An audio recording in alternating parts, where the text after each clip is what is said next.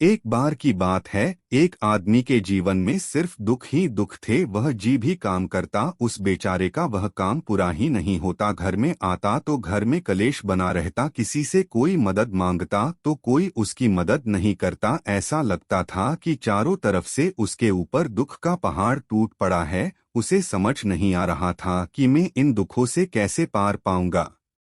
वह दिन रात यही सोचता रहता था कि अपने दुखों से छुटकारा कैसे पाना है। इसी कारण से वह रात में भी सो नहीं पाता था। उसकी आंखों के नीचे बड़े बड़े काले घेरे बन गए थे, जो इस बात का प्रतीक थे कि वह आदमी कितना दुखी है और कितना चिंतित है। कभी कभी तो उसके मन में आत्महत्या करने के भी ख्याल आते थे, लेकिन अपने परिवार की चिंता करके वह यह कदम नहीं उठा पाता। वह इतना दुखी हो गया कि उसने निर्णय किया कि वह इन दुखों से छुटकारा पाकर ही रहेगा। इसके लिए चाहे उसे कितनी ही मेहनत करनी पड़े, कुछ भी करना पड़े, चाहे अंगारों पर चलना पड़े, लेकिन इन दुखों से छुटकारा हासिल करके रहेगा। ऐसे ही एक दिन उसने अपने मित्र से पूछा कि मैं अपने जीवन को कैसे सुधारें। उसके मित्र ने उसे बताया कि तुम किसी बाबा के पास जाओ। बाबाओं के पास ऐसा मंत्र होता है जिससे सारे दुख मिट जाते हैं, जीवन खुशियां से भर जाता है और धन संपदा भी हासिल होती है। तुम किसी ऐने बाबा को ढूंढ लो, बस तुम्हारा काम बन जाएगा। उस आदमी के जन में यह बात पूरी तरह से पक्की बैठ गई कि कोई बाबा ही मेरा दुख दूर कर सकता है, और इसीलिए उसे किसी भी बाबा के बारे में पता चलता तो वह उस बाबा के पास पहुंच जाता, उस बाबा को अपनी समस्या बताता और उससे उसका समाधान पूछता और कहता कि बाबा, मैं कुछ भी करने के लिए तैयार हूं, लेकिन मेरी इन समस्याओं से मुझे छुटकारा दिला दीजिए। आप जो कहेंगे मैं वह करूंगा, लेकिन मेरे जीवन को सुधार दीजिए। बाबा उसे कुछ टोने टोटके बताते थे करने के लिए और बदले में दान दक्षिणा ले लेते थे कि यह टोना टोटका करने के बाद तुम्हारे घर में सुख शांति बनी रहेगी। बस इस टोटके को पूरी विधि के साथ करना। वह आदमी घर लौटकर पूरी विधि के साथ टोने टोटके करने लगा, लेकिन बहुत टोने टोटके करने के बाद भी उसके जीवन में कुछ बदलाव नहीं आया। इसके विपरीत उसका जीवन और ज्यादा दुखी हो गया। जो भी बाबा उसे टोना टोटका देता था वह बदले में उससे दान दक्षिणा लेता था, जिससे उसका धन भी धीरे धीरे खत्म हो रहा था। इससे उसके जीवन में दुख और ज्यादा बढ़ गया।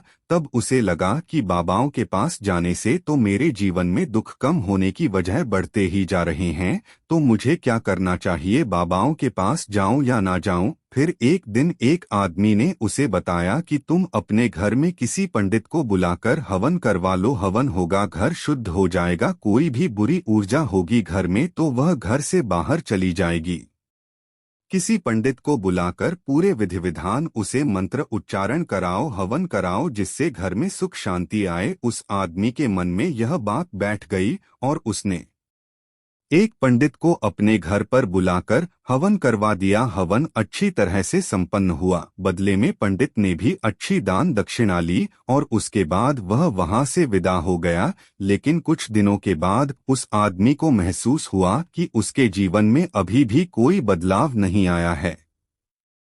अब वह आदमी पूरी तरह से दुखी हो गया और ज्यादा परेशान हो गया। अब तो उसे लगने लगा था कि मेरे जीवन में से दुख कभी खत्म ही नहीं होंगे, और यही सोच सोचकर उस आदमी का बुरा हाल हो गया था। फिर एक दिन उसे अपने मित्र से एक ऐसे बाबा के बारे में पता चला जो समाधान बताने के लिए कोई दान दक्षिणा नहीं लेता था। उस आदमी को लगा कि यह बाबा दूसरे बाबाओं की तरह नहीं हो सकता, क्योंकि यह तो दान दक्षिणा लेता ही नहीं, और अगर दान दक्षिणा नहीं लेता तो यह सच में कोई सिद्ध बाबा होगा। और यही सोचकर वह उस बाबा के पास पहुंच जाता है। जब वह आदमी वहां पर पहुंचता है तो वह बाबा ध्यान में बैठे हुए थे। यह देखकर वह आदमी वहीं पर चुपचाप बैठकर ध्यान से बाहर आने का उनका इंतजार करने लगा। थोड़ी देर बाद बाबा ने आंखें खोली तो सामने एक दुखी और परेशान युवक को बैठे देखा। उसकी आंखों के नीचे काले घेरे देखकर ही समझ गया कि यह आदमी अपने जीवन से कितना परेशान है। उसे संबोधित करते हुए बाबा ने पूछा कि बच्चा, क्या चाहते हो? बाबा के पास क्या लेने आए हो? उस आदमी ने कहा कि बाबा, मैं अपने जीवन से बहुत परेशान हूँ। मैंने इन दुखों को दूर करने के लिए बहुत सारे रास्ते अपनाए, हर वो तरकीब करके देखें जो किसी बाबा ने मुझे बताई, हर वो काम किया जो कोई भी इंसान ने मुझसे करने को कहा, लेकिन मेरे जीवन में दुखों में कोई कमी नहीं आई बाबा। इसके विपरीत मेरे जीवन में दुखों में बढ़ोतरी हो गई है। मुझे समझ में नहीं आ रहा है कि मैं क्या करूं। कभी कभी तो मैं आत्महत्या करने की सोचता हूँ, लेकिन मैं अपने परिवार की सोचकर मैं यह कदम नहीं उठाता हूँ। मैंने आपके बारे में बहुत सुना है बाबा, और मैं बहुत उम्मीद के साथ आपके पास आया हूँ। कृपया करके मुझे कोई ऐसा मार्ग बताएं जिससे मुझे अपने दुखों से छुटकारा मिल जाए। मैं अपने दुखों से छुटकारा पाने के लिए कुछ भी करने को तैयार हूँ। आप मुझे कोई भी रास्ता बताएं, चाहे वह रास्ता कितना ही कठिन क्यों ना हो, मैं उसको पार करके रहूंगा। बाबा ने महसूस किया कि आदमी तो सच में बहुत परेशान है। बाबा ने उसकी बात सुनकर कहा कि बच्चा, दुखों को दूर करने के लिए मंत्र ऐसे ही नहीं मिलते हैं, मंत्र पाने के लिए कुछ करना पड़ता है। तुम कुछ कर सकते हो। यह सुनकर पहले तो उस आदमी ने सोचा कि यह बाबा भी मुझसे दान दक्षिणा मांगेंगे, लेकिन और कोई रास्ता ना पाकर उस आदमी ने कहा, बाबा आपको जितना भी दान दक्षिणा चाहिए मैं देने के लिए तैयार हूँ, लेकिन आपका मंत्र सच्चा होना चाहिए, वह पूरा होना चाहिए, उसका फल मुझे मिलना चाहिए। उसके बाद मैं आपको जो भी दान दक्षिणा लेना चाहते हो मैं आपको दे दूंगा। बाबा ने कहा, दान दक्षिणा तो बहुत छोटी चीज है, मुझे वह नहीं चाहिए। इस पर वो आदमी सोच विचार करके बोला, तो बाबा मैं अंगारों पर भी चलने के लिए तैयार हूँ, आप मुझे बस आज्ञा दीजिए। बाबा ने कहा कि अंगारों पर चलने वाली छोटी चीज मैं तुमसे नहीं कराने वाला हूँ। मैं जो तुमसे कराने वाला हूँ वह बहुत कठिन मंत्र है, उसे पूरा कर पाओगे? उसने कहा, बाबा आप मुझे बताइए तो सही, मुझे करना क्या होगा? मैं कुछ भी करने के लिए तैयार हूँ। इस पर बाबा ने उसे कहा कि यहाँ से जब तुम अपने घर जाओ तो रास्ते में अपने मन में यह दोहराते जाना कि मैं सुखी हूँ, मैं सुखी हूँ, बार बार अपने मन में यही दोहराना, और याद रहे जुबान पर यह नहीं आना चाहिए, यह सिर्फ मन में दोहराना है।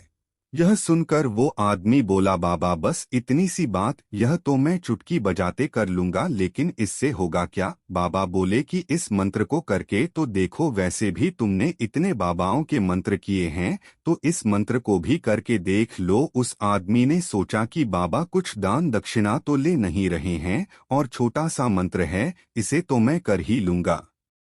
वो बोला, ठीक है बाबा मैं यह मंत्र जरूर करूंगा। और वो आदमी यह कहकर वहां से चलने लगा, लेकिन जैसे ही वह चलने लगा पीछे से बाबा ने बोला कि बच्चा एक बात याद रखना, जब तुम यह मंत्र अपने मन में दोहराना तो तुम्हारे मन में बंदर के विचार नहीं आने चाहिए, बंदर का ख्याल भी नहीं आना चाहिए, तो ही यह मंत्र सिद्ध होगा। आदमी बोला, मुझे तो आज तक बंदर का कोई विचार नहीं आया, तो अब क्यों आएगा? आप चिंता मत करिए बाबा, मैं बस मन में यही दोहराऊंगा कि मैं सुखी हूँ, मैं सुखी हूँ।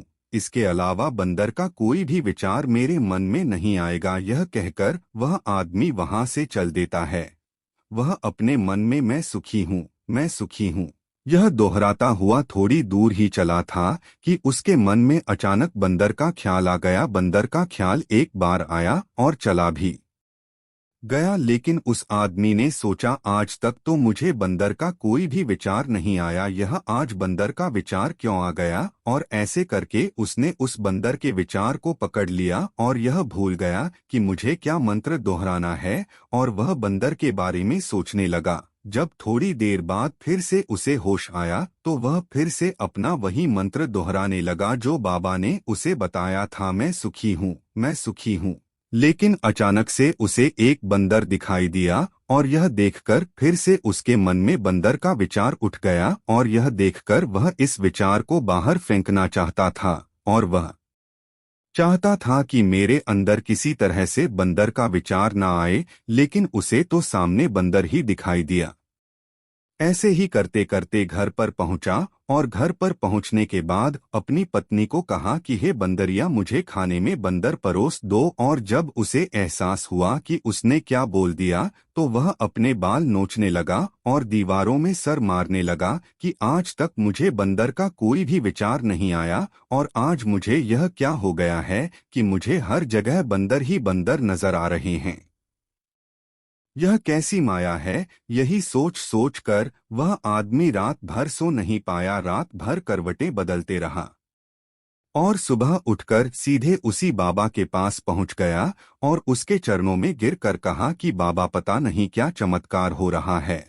आज तक मुझे बंदर का कोई विचार नहीं आया, लेकिन कल से जब से आपने मुझसे कहा कि बंदर का विचार नहीं आना चाहिए, तब से मुझे हर जगह बंदर ही बंदर नजर आ रहे हैं। उस आदमी ने कहा कि बाबा, मुझे तो आपके पीछे पेड़ पर बैठा बंदर केले खाते हुए दिखाई दे रहा है। यह हो क्या रहा है बाबा?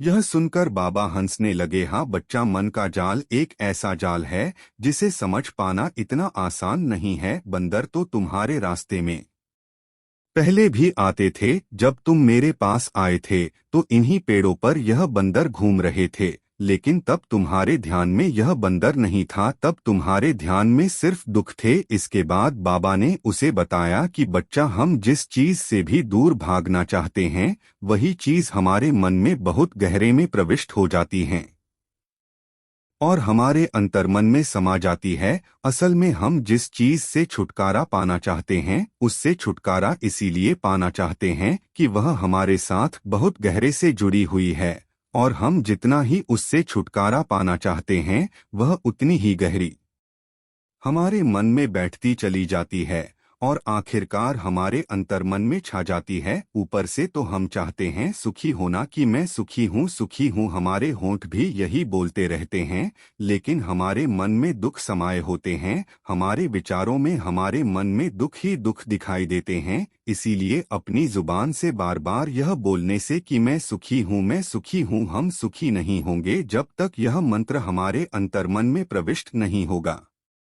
इस पर उस आदमी ने पूछा कि बाबा, लेकिन यह मंत्र हमारे अंतर्मन में प्रविष्ट कैसे होगा? यह सुनकर बाबा ने कहा कि बच्चा, अपने दुखों से लड़ना बंद कर दो। जब तक तुम अपने दुखों को दूर करने की सोचते रहोगे तब तक वो दुख तुमसे चिपके रहेंगे, तब तक वो दुख तुम्हारे अंतर्मन पर अपना राज बनाए बैठे रहेंगे। और जिस दिन तुम उन दुखों के बारे में सोचना ही छोड़ दोगे, उन दुखों से छुटकारा ही नहीं पाना चाहोगे, उसी दिन से तुम्हारे जिंदगी से दुख गायब हो जाएंगे। क्योंकि किसी भी चीज से छुटकारा पाने के लिए हमें उस चीज के बारे में सोचना पड़ता है और हम जितना ही उस चीज के बारे में सोचते हैं वह उतनी ही गहरी हमारे मन में प्रविष्ट होती चली जाती हैं।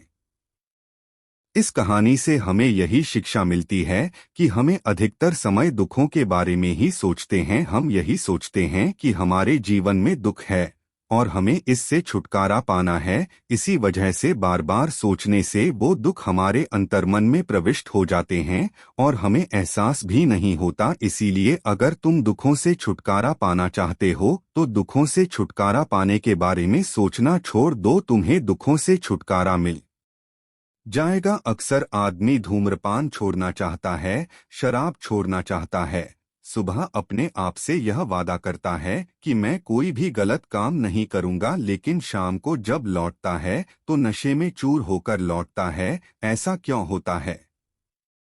जो हम सोच रहे हैं वह पूरा कर ही नहीं पा रहे हैं। असल में हम उस चीज को बहुत ज्यादा तवज्जो दे रहे हैं, उस चीज को बहुत ज्यादा अहमियत दे रहे हैं। जब भी हम उस चीज को छोड़ने के बारे में सोचते हैं तो हम उसकी इम्पोर्टेंस यानी कि विशेषता और ज्यादा बढ़ा देते हैं। हमारा मन उस चीज के बारे में जितना ज्यादा सोचेगा, शराब या धूम्रपान छोड़ने के बारे में जितना ज्यादा सोचेगा, हमारा मन उतना ही उस चीज के पीछे ज्यादा भागेगा। हमें उस चीज से लड़ना नहीं है बल्कि बिना सोचे गुजर जाना है। और अगर हम इस मंत्र को समझ लेते हैं तो हम अपने जीवन में जो भी पाना चाहते हैं उसे अपने अंतर्मन में डाल सकते हैं।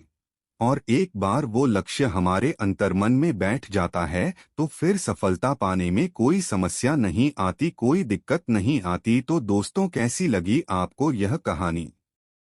उम्मीद करता हूँ आपको इस कहानी से एक अच्छी सीख मिली होगी। यह कहानी आपको कैसी लगी हमें कमेंट बॉक्स में कमेंट करके ज़रूर बताएं और साथ ही इस कहानी को अपने दोस्तों के साथ ज़रूर शेयर करें ताकि उन्हें भी इस कहानी से कुछ सीखने को मिल सके। धन्यवाद।